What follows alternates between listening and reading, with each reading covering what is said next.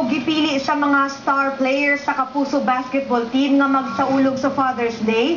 Uban ang mga taga Panabo City. Diin nakig-atbang ang Kapuso team sa Salvacion Panabo Selections. Ani ang report ni Rial Soroche. Perfect execution sa pick and roll sa Kambal, Yoyoy og Yeye Manso. Plus perfect pass kang Almorata nga gitapos sa acrobatic shot 2-point with a foul. Plus the machete move ni Al Morata. Miulbo ang basketball fans sa Panabo sa usa ka nindot ug mga putol ginawa nga shot sa GMA Kapuso. Nahugno ang paglaom sa Salvacion Selection. Dihang gipabutol ni Super June Digamon ang upat ka 3-point bombs. Perimeter shooting ni Nunong Tipan. Exciting move ni Janjan Lumuga. Taupayong nga depensa ni Lulaw, Bagulor ug JR Orlanes. Mo'y mitapos sa mas dagko, mas tagas nga Salvacion Selection nga gilakipan sa college varsity players sa Davao City.